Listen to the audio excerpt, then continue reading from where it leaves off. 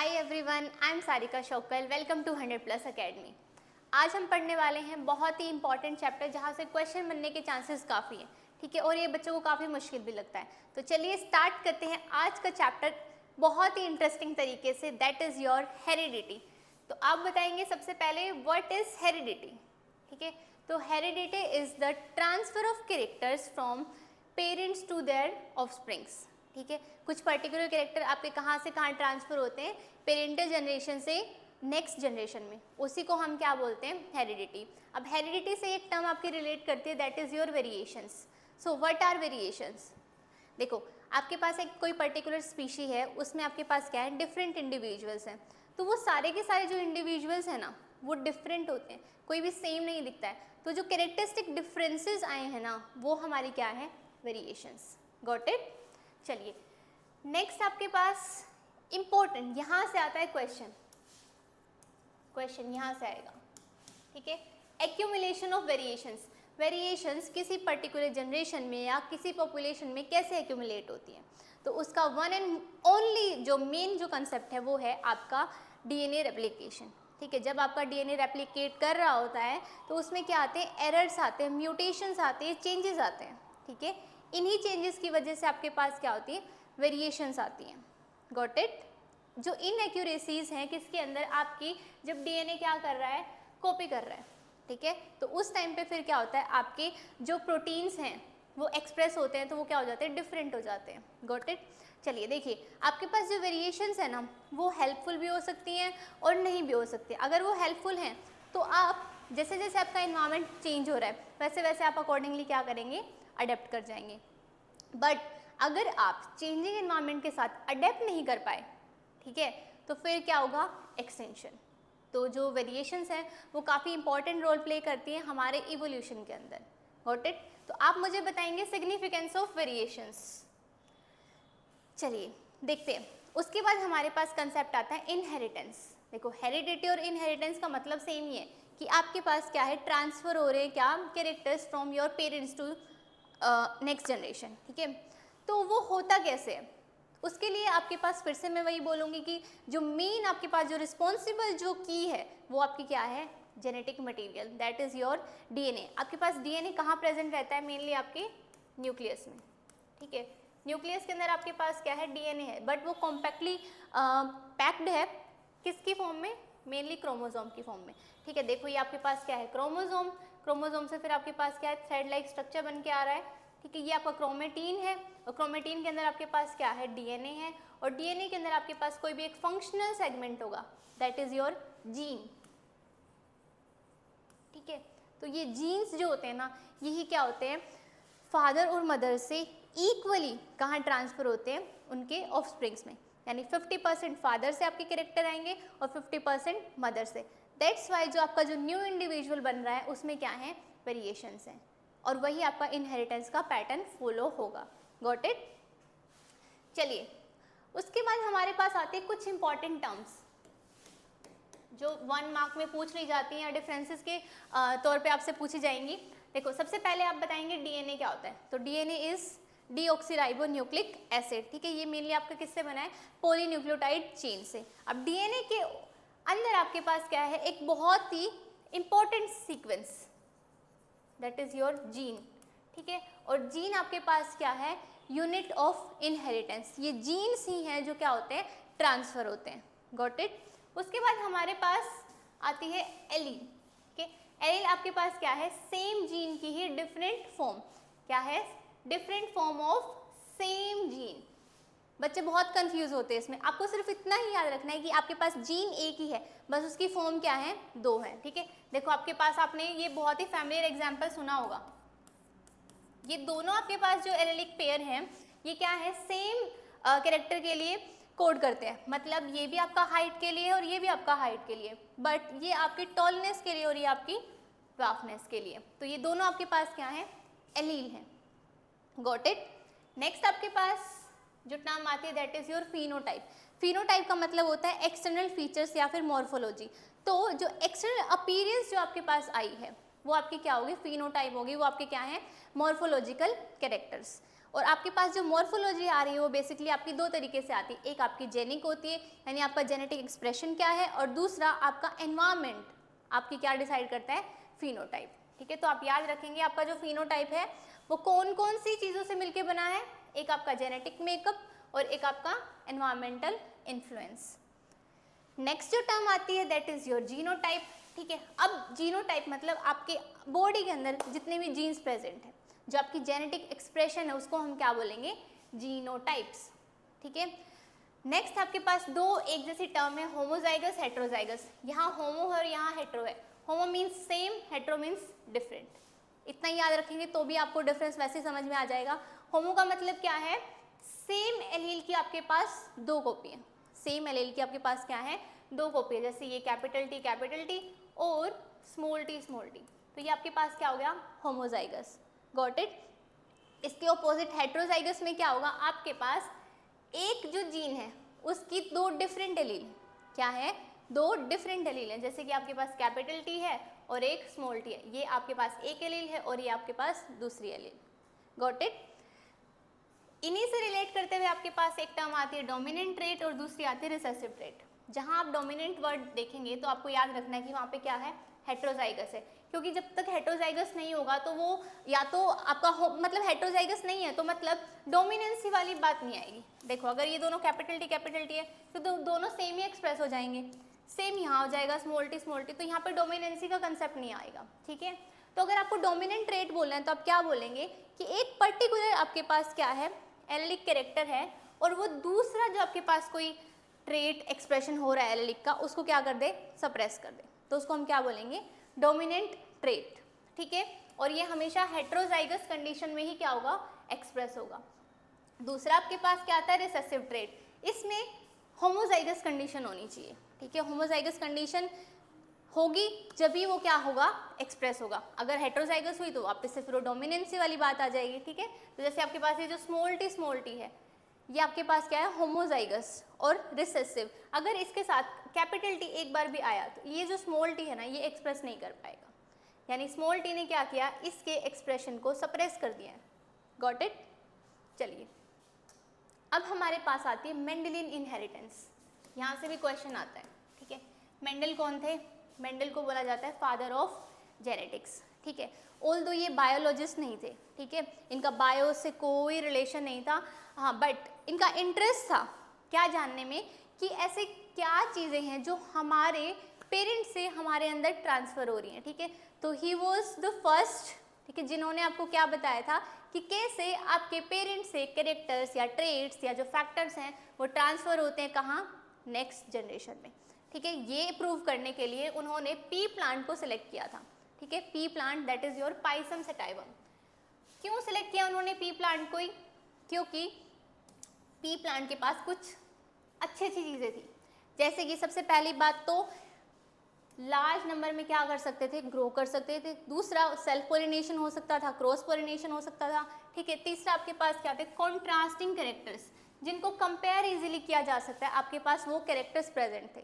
ठीक है, और तीसरा की लाइफ साइकिल भी आपके पास क्या थी, काफ़ी शॉर्ट थी, तो ईजी आप क्या कर सकते थे, मेंटेन कर सकते। यहाँ से क्वेश्चन बहुत बार आया है बोर्ड में कि उन्होंने पी प्लांट को ही क्यों सिलेक्ट किया। ठीक है, अभी हमने जस्ट एक वर्ड पढ़ा था, कॉन्ट्रास्टिंग पेयर ऑफ कैरेक्टर।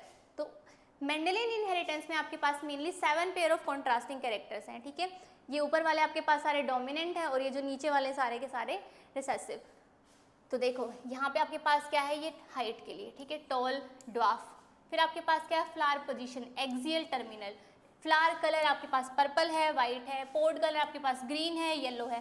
ये सारे आपको क्या याद रखने हैं, ये रिसेसिव है नीचे वाले और ऊपर वाले क्या है आपके डोमिनेंट है। ये 7 पेयर ऑफ कॉन्ट्रास्टिंग कैरेक्टर से भी क्वेश्चन आता है। ठीक है, 7 पेयर ऑफ कॉन्ट्रास्टिंग कैरेक्टर्स, ये आप सबको याद रखने हैं, कॉन्ट्रास्टिंग कैरेक्टर्स। ठीक है, इसमें जो डोमिनेंट है उसको हम किससे डिनोट करेंगे, कैपिटल से। ठीक है, जैसे आपके पास ये टॉल है तो इसको कैपिटल टी और कैपिटल टी से डिनोट करेंगे, और ये जो शॉर्ट है, ड्वार्फ है, इसको हम किससे डिनोट करेंगे, small T, small T. Got it. तो आपको याद रखना है कि जब आप डोमिनेंट को डिफाइन करें तो आपको कैपिटल टी ही लिखना होगा। चलिए अब देखो प्रिंसिपल ऑफ डोमिनेंस। जो मेंडल थे जब उन्होंने एक्सपेरिमेंट किया था तो उसके बाद उन्होंने लास्ट में 3 लॉ कंक्लूड की थी, ठीक है, law of dominance, law of segregation and law of independent assortment. देखो अभी यहाँ पे क्या मेंशन है, प्रिंसिपल, ठीक है, लॉ और प्रिंसिपल में डिफरेंस होता है। आपकी जो लॉ होती है वो यूनिवर्सल होती है। पहले सबको ये लगता था कि जो लॉ ऑफ डोमिनेंस है वो क्या थी, यूनिवर्सल थी, बट अब ऐसा नहीं है, क्योंकि आपकी जो डोमिनेंस है वो कंप्लीटली डोमिनेंस है ही नहीं। कुछ पर्टिकुलर केसेस में आपके पास क्या है, कंप्लीट डोमिनेंस होती है, वरना आपके पास डिफरेंट टाइप, जैसे को डोमिनेंस है, इनकम्प्लीट डोमिनेंस है, ये भी है, तो यूनिवर्सल नहीं हुआ ना फिर डोमिनेंसी का केस, तो इसीलिए अब इसको क्या बोल दिया गया है, प्रिंसिपल, ठीक है। ऑल दो बुक्स में लिखा होता है लॉ ऑफ डोमिनेंस, ठीक है, बट ये आपको याद रखना है कि मेंडल की अब सिर्फ 2 ही लॉ है, law of segregation and independent assortment, but जो लॉ ऑफ डोमिनेंस है वो अब क्या है, आपका एक प्रिंसिपल है, और वो आपको क्या कहता है कि अगर आपके पास हेट्रोजाइगोट कंडीशन है तो उसमें आपके पास जो डोमिनेंट ट्रेट है, ठीक है, जो डोमिनेंट जो एलील है वो क्या करेगा, कंसील कर देगा दूसरा जो कोई भी एलिलिक एक्सप्रेशन है उसको।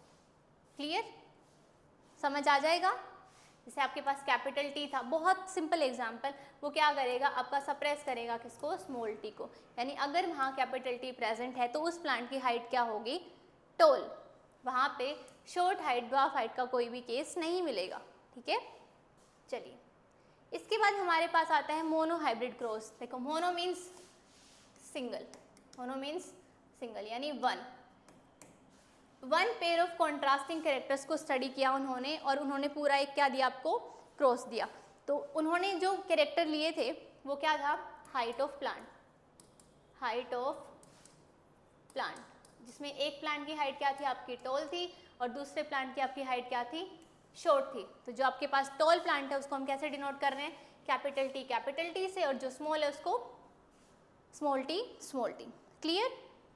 फिर इन्होंने क्या किया, इनकी क्रॉसिंग कराई, ठीक है। देखो नेक्स्ट पेज पे देखते हैं, आप ये नोट्स पढ़ लेना, मैं यहाँ पे आपको ये पूरा कंसेप्ट समझा रही हूँ बस।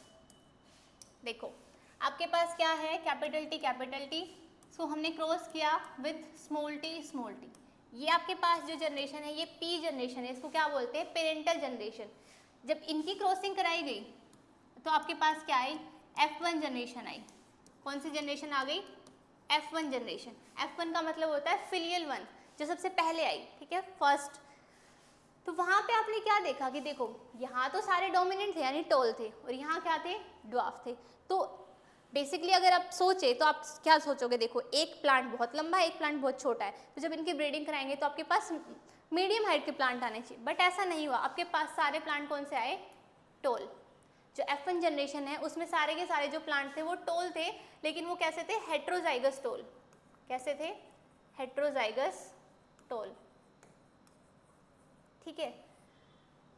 अब इनका रेशो पूछेंगे तो आपके पास 4 ऑफस्प्रिंग आएंगे, और चारों का रेशो क्या होगा, 1:1:1, क्योंकि आपके पास चारों ही क्या है, हेट्रोजाइगस टॉल है। तो फिर उन्होंने वापस से क्या किया, ये जो F1 जो जनरेशन थी, कैपिटल टी स्मॉल टी, इसकी क्या कराई, सेल्फिंग, ठीक है। जब भी मैं ऐसे एरो लगाऊंगी तो आप समझ जाना कि यहाँ पे क्या हो रही है, सेल्फिंग हो रही है, यानी सेम से, यानी आपने अब क्या किया, कैपिटल टी स्मॉल टी को क्रॉस कर दिया वापस से किसके साथ, कैपिटल टी स्मॉल टी के साथ। अब यहाँ से आपके पास जो भी जनरेशन आने वाली है वो आपकी क्या हो जाएगी, F2 जनरेशन, ठीक है, यानी फिलियल जनरेशन 2। चलिए यहाँ पे आपके पास जो रिजल्ट आता है वो हम देखते हैं, दिस, ठीक है। तो यहाँ हमने क्या किया है, कैपिटल टी स्मॉल टी को क्रॉस किया वापस से कैपिटल टी स्मॉल टी के साथ। तो आपके पास 4 क्या आएंगे, ऑफस्प्रिंग्स आएंगे। तो उन 4 में आपके पास देखो, एक तो आपके पास प्योर क्या आ गया, कैपिटल टी, दूसरा आपके पास प्योर क्या आ गया, स्मॉल टी, लेकिन 2 आपके पास क्या है, हेट्रोजाइगस, ठीक है। ये गैमेट्स कैसे बनाते हैं, देखो बहुत सिंपल है। यहाँ आपके पास ये कैपिटल टी है, स्मॉल टी है, यहाँ कैपिटल टी, यहाँ स्मॉल टी, कलर चेंज करते हैं, अच्छे से समझ में आएगा। ये कैपिटल टी को हमने किसके साथ फ्यूज़ कर दिया, कैपिटल टी, इस कैपिटल टी को इसके साथ, ठीक है। अब इसको इसके साथ करेंगे तो स्मॉल टी, और फिर दोनों को करेंगे तो स्मॉल टी, ठीक है। आपके पास यही चारों क्या आ गए, ऑफस्प्रिंग्स, गॉट इट। अब देखो यहाँ पे रेशो, आपको टॉल कितने दिख रहे हैं, 1, 2 and 3, ठीक है। तो अगर मैं directly tall is to dwarf का मैं रेशो लिखती हूँ, तो आपके पास रेशियो क्या आएगा 3:1। बट ये जो 3:1 है ये आपने कैसे बताया, ये आपने बाहर से देख के बताया है मॉर्फोलॉजिकली, ठीक है, एक्सटर्नल जो फीचर्स है वहाँ से, तो इसीलिए इस रेशियो को मैं क्या बोलूँगी फिनोटाइप यानी फिनोटिपिक रेशियो। बट अगर मैं जीनोटिपिकली देखूँ तो मेरा जो रेशियो आएगा वो आएगा 1:2:1। क्यों, देखो ये आपके पास क्या है कैपिटल टी, ये आपके पास क्या होगा कैपिटल टी स्मॉल टी, और ये वाला क्या हो जाएगा स्मॉल टी। तो जीनोटिपिक एक्सप्रेशन में आपके पास एक आपके पास क्या है होमोजाइगस टोल, फिर आपके पास दो क्या है हेट्रोजाइगस टोल, और फिर आपके पास एक क्या है होमोजाइगस ड्वार्फ। Got it. तो आपको फिनोटिपिक रेशियो भी याद रखना है और जीनोटिपिक रेशियो भी याद रखना है। क्लियर। चलिए, इसी कंसेप्ट से आपके पास एक लॉ उन्होंने दी थी, that is your law of segregation. ठीक है, लॉ ऑफ सेग्रीगेशन। ये आपके पास जो लॉ क्या बोलती है कि जब गैमीट फॉर्मेशन होता है, ठीक है, क्या होता है गैमीट फॉर्मेशन होता है, तो आपके जो एलील्स हैं, ठीक है, ये आपकी क्या हो जाती है सेपरेट हो जाती है। क्या हो जाती है सेपरेट हो जाती है। देखो अभी हमने जस्ट क्या कंसेप्ट पढ़ा था, देखो ये कैपिटल टी था, ये स्मॉल टी था, आपकी जो F1 थी वो ऐसी आई थी, वो क्यों आई थी, क्योंकि ये T अलग हो गया, ये T अलग हो गया, ये T अलग और ये T अलग, फिर इसने इसके साथ पेयर कर लिया, इसने इसके साथ पेयर कर लिया। ठीक है, ये सेपरेट हो जाती है किस टाइम पे, जब आपके क्या फॉर्म हो रहे हैं गैमीट्स। क्लियर। तो आपकी जो लॉ ऑफ सेग्रीगेशन है, देखो जब लॉ की बात आ जाती है ना तो आपको वो statement as it is learn करनी होती है। ठीक है, इसमें आप मॉडिफिकेशन ना करें तो ही बेटर है। क्लियर। तो आप क्या बोलेंगे, states that during gamete formation alleles of a gene pair separate into different gametes। ठीक है, बस इतनी छोटी सी लाइन है और आपको ये इस तरीके से क्रॉस करके दिखाना है। क्लियर। मोनोहाइब्रिड क्रॉस कंप्लीटली किसके ऊपर डिपेंडेंट है, लॉ ऑफ सेग्रीगेशन। उसके बाद जो नेक्स्ट आपके पास आता है डाईहाइब्रिड क्रॉस, वहाँ पे उन्होंने क्या लिया था single pair of contrasting characters, but dihybrid cross में उन्होंने क्या लिया 2 पेयर्स ऑफ कॉन्ट्रास्टिंग कैरेक्टर। अब जो दो हमारे पास जो पेयर थे वो कौन कौन से थे, एक आपके पास था शेप, ठीक है, शेप कैसी है आपकी पी की, और दूसरा जो सीड है उसका कलर क्या है। ठीक है, तो उन्होंने शेप जो ली थी वो ली थी राउंड एंड रिंकल, और जो कलर था वो लिया था येलो एंड ग्रीन। ठीक है, अब आपको पता होना चाहिए इनमें से डोमिनेंट कौन सा है और रिसेसिव कौन सा है। तो ये आपको कहाँ से पता चलेगा, वो जो आपकी टेबल थी, जो कॉन्ट्रास्टिंग पेयर ऑफ कैरेक्टर्स मैंने डिफाइन कराए थे अभी के अभी, तो उसमें से आप देखेंगे कि कौन सा डोमिनेंट है और कौन सा आपका रिसेसिव। वैसे मैं बता देती हूँ, देखो राउंड और येलो ये आपके पास क्या है डोमिनेंट है, और रिंकल्ड ग्रीन ये आपके पास क्या है रिसेसिव है। ये आपके पास हम डिनोट करेंगे कैपिटल आर, ये कैपिटल वाई, ये स्मॉल आर, ये स्मॉल वाई। ठीक है, इनको ऐसे डिनोट करेंगे। तो जहाँ जहाँ कैपिटल आर होगा वहाँ पे सारे राउंड होंगे, जहाँ जहाँ कैपिटल वाई होगा वहाँ पे सारे येलो होंगे। अच्छा, जहाँ दोनों स्मॉल आर होंगे, ये याद रखना है, क्योंकि आपके पास जो रिसेसिव है वो सिर्फ और सिर्फ होमोजाइगस में ही क्या होंगे एक्सप्रेस होंगे। अगर हेट्रोजाइगस होगा तो वापस से या तो राउंड हो जाएगा या तो येलो हो जाएगा। तो जहाँ दोनों क्या स्मॉल आर होंगे आपके वहाँ पे रिंकल्ड हो जाएंगे, और जहाँ दोनों क्या है स्मॉल वाई है तो वहाँ क्या हो जाएंगे आपके ग्रीन। ठीक है, तो देखो आपके पास डाईहाइब्रिड क्रॉस एक ही शीट में आपके पास ये क्या है ग्रीन और रिंकल्ड, क्या है ग्रीन और रिंकल्ड, और दूसरा आपके पास जो सीड है वो कैसा है येलो और राउंड। तो यहाँ से आप क्या करेंगे एक एक गैमीट ले लेंगे और इधर से भी एक एक सिंगल गैमीट लेंगे, और फिर इनको क्या कराएंगे क्रॉस कराएंगे। तो आपके पास जो प्रोजेनी बनेगी वो कैसी बनेगी capital R, capital Y, small Y. ठीक है, अब ये आपकी क्या है F1, क्या है F1। फिर आपने F1 की क्या कराई थी मोनोहाइब्रिड क्रॉस में सेल्फिंग, क्या कराई थी सेल्फिंग। तो जब आप सेल्फिंग कराएंगे किसकी capital R, capital Y, small Y की, तो फिर आपके पास 16 प्रोजेनी आएंगे। कितने प्लांट्स बनेंगे आपके मेनली 16। ठीक है, तो देखो यहाँ आपके पास रेशो बिल्कुल अलग हो जाएगा, जो 16 है उसमें आपके पास ऐसे रेशो में डिवाइड हो जाएगा yellow round, yellow wrinkled, green round, green wrinkled. ठीक है, ये ग्रीन रिंकल्ड आपके पास सिर्फ एक मिलेगा, ठीक है ये वाला। बाकी ये जो आपके पास येलो रिंकल्ड है और जो ग्रीन आपके पास क्या है राउंड है, ये आपको 3 मिलेंगे, और जो राउंड येलो है वो आपको कितने मिलेंगे 9। तो आपका जो रेशो होता है फिनोटिपिक वो कैसा होता है 9:3:1। ठीक है। आप ये टेबल बहुत अच्छे से याद करेंगे। इसको बनाते कैसे ये देखो। अब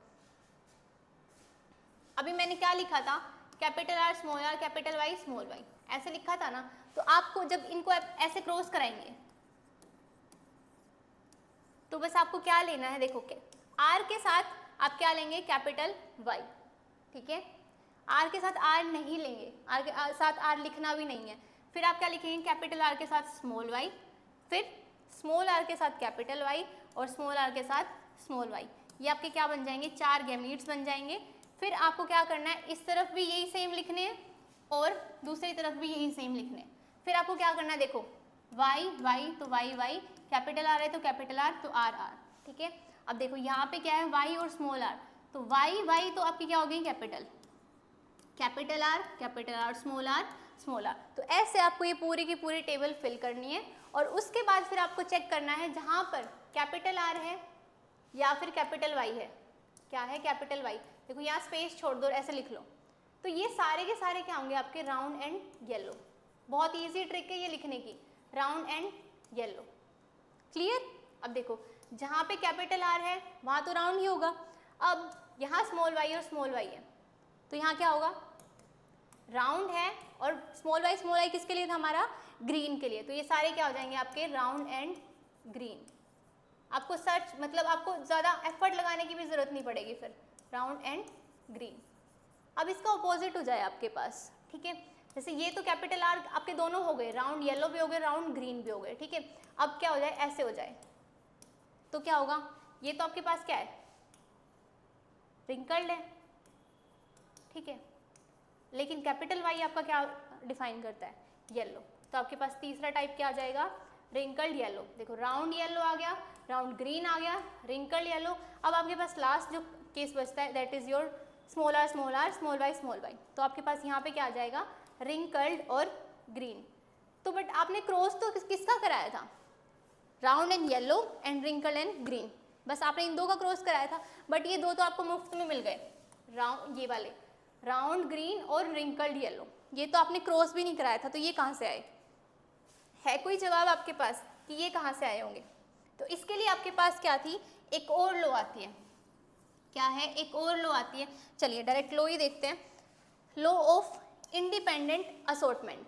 लॉ ऑफ इंडिपेंडेंट असॉर्टमेंट मतलब देखो राउंड येलो था और रिंकल ग्रीन था, तो हम क्या एक्सपेक्ट कर रहे हैं कि या तो राउंड येलो आएंगे या तो रिंकल ग्रीन आएंगे। बट बीच में आपके पास मिक्सचर आया, तो मिक्सचर कैसे आया, तो वो आपका कौन डिफाइन करता है, लॉ ऑफ इंडिपेंडेंट असॉर्टमेंट, ठीक है। ये लॉ क्या बोलती है कि जब भी आपके पास जो एलील्स है डिफरेंट जीन्स की, ठीक है, एलील्स ऑफ डिफरेंट जीन्स वो क्या हो जाती है, सॉर्ट हो जाती है। क्या हो जाती है, सॉर्ट हो जाती है, किसके अंदर, गैमीट्स के अंदर।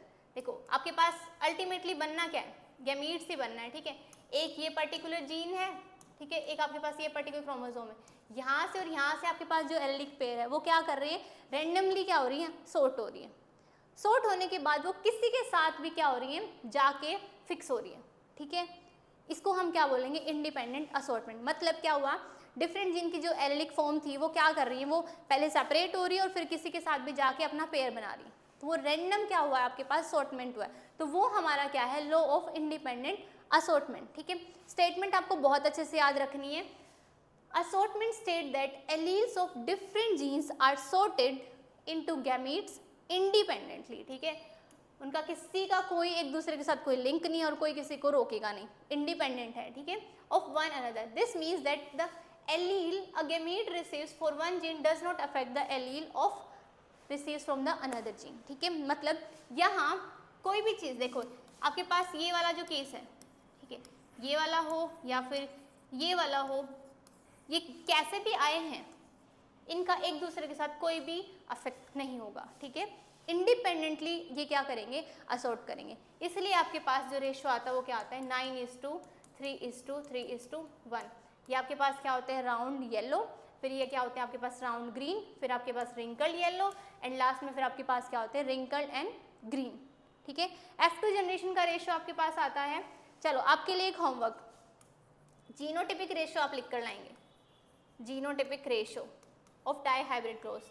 बहुत आसान है, बहुत आसान। बस हाँ आपको टेबल में देखना पड़ेगा कि ये वाले कितने हैं, ठीक है, या फिर आपको फिर ये वाले कितने हैं, ये ऐसे सिंगल सिंगल आपको देखना पड़ेगा कि ये वाले आपको 1 मिलेंगे कि कितने मिलेंगे, ठीक है। तो ये ढूंढ के आप पूरा का पूरा जीनोटाइपिक रेशियो मुझे बताएंगे। क्लियर? चलिए नेक्स्ट आपके पास जो टॉपिक आता है sex determination in human beings. बहुत ही इजी, बहुत ही छोटा सा टॉपिक है, ठीक है। देखो आपको पता है कि जो ह्यूमन है उनके अंदर क्या होता है 23 पेयर ऑफ क्रोमोसोम या 23 सेट ऑफ क्रोमोसोम। तो उसमें से आपके पास जो 22 पेयर हैं वो आपके पास क्या होते हैं ऑटोसोम, ऑटोसोम। और आपके पास जो 1 पेयर है that is your allosome, allosome, ठीक है। एलोसोम को ही हम क्या बोलते हैं सेक्स क्रोमोसोम। इन्हीं क्रोमोसोम की जो बेसिकली सॉर्टमेंट है या जो गैमेट फॉर्मेशन है उसकी वजह से आपके पास क्या होता है जो चाइल्ड है उसका सेक्स डिफाइन होता है। क्लियर? चलिए देखिए आपके पास जो फीमेल है उसमें आपके पास क्या होते हैं 2 एक्स क्रोमोसोम होते हैं, ठीक है। और मेल में क्या होता है 1 एक्स क्रोमोसोम और 1 वाई क्रोमोसोम। तो यानी फीमेल से अगर एक्स क्रोमोसोम आता है और मेल से भी एक्स क्रोमोसोम आता है तो जो प्रोजेनी होगी वो आपकी क्या होगी डॉटर। बट अगर फादर से वाई क्रोमोसोम जा रहा है तो इसका मतलब जो नेक्स्ट जो जनरेशन है उसमें क्या आएगा सन, ठीक है। तो ये भी आपके पास बहुत ही सिंपल सा कंसेप्ट है। देखो X X cross with X Y, तो हम सिमिलरली कैसे करेंगे, देखो एक्स एंड एक्स तो आपके पास क्या बनेगी डॉटर, ठीक है। एक्स क्रॉस्ड विद वाई तो आपके पास क्या बनेगा सन। फिर एक्स एंड एक्स फिर से आपके पास क्या बनेगी डॉटर, और एक्स एंड वाई है तो फिर से आपके पास क्या बनेगा सन। तो मेल एंड फीमेल की जो इंटीग्रिटी है वो किसकी वजह से आ रही है आपकी मेनली फादर की वजह से, ठीक है। तो जो सन है उसमें वाई क्रोमोसोम कहाँ से आ रहा है फादर की वजह से। तो मेल स्पेसिफिक जो चीज़ है ना वो आपका फादर डिफाइन कर रहा है। जो मतलब आपके पास एक मिथ बनी हुई है ना कि हाँ भाई जो फीमेल चाइल्ड है उसके लिए कौन रिस्पॉन्सिबल है मदर, तो बट ऐसा कुछ नहीं होता। एक्चुअली आपका फादर डिसाइड करता है, ठीक है। फादर के जो गैमीट्स होते हैं वो कौन से आपके नेक्स्ट जनरेशन में ट्रांसफर हुए हैं, ठीक है। उससे फिर आपका क्या होता है सेक्स डिटरमाइन होता है। क्लियर? चलिए नेक्स्ट आपके पास last inherited traits and acquired traits. Inherited traits का मतलब क्या होता है जो आपको अपनी जनरेशन से मिले, ठीक है। यानी आपके जो पेरेंट्स है जो आपके पास क्या आए हैं कैरेक्टरिस्टिक्स आए हैं उनको हम क्या बोलते हैं इनहेरिटेड ट्रेट्स। जैसे आपके पास आपके आई कलर है, ठीक है, आपका हेयर कलर जो नेचुरल हेयर कलर है वो नहीं जो आपने बाद में कलर करा लिया, ठीक है। तो वो सब आपके पास क्या है mainly inherited traits. But acquired trait क्या होते हैं जो आपने आपके लाइफ टाइम में क्या किए हैं अचीव किए हैं, ठीक है। तो आपको याद रखना है कि लाइफ टाइम में जो आपने कैरेक्टर अचीव किए हैं वो कौन से हैं आपके पास एक्वायर्ड, और जो आपके पेरेंट्स हैं आपके अंदर जो कैरेक्टर्स आए हैं that is your inherited traits. अच्छा जो इनहेरिटेड ट्रेट्स है ना उनका बहुत रोल है वेरिएशन में और इवोल्यूशन में, बट जो एक्वायर्ड ट्रेट्स हैं उनका कोई भी रोल नहीं होगा इवोल्यूशन में। आई होप आपको ये चैप्टर बहुत आराम से और इजीली क्लियर हो गया होगा। सो अगर आपको कोई डाउट है तो आप मुझे बता देंगे। आज के लिए इतना ही। Thank you so much, bye bye.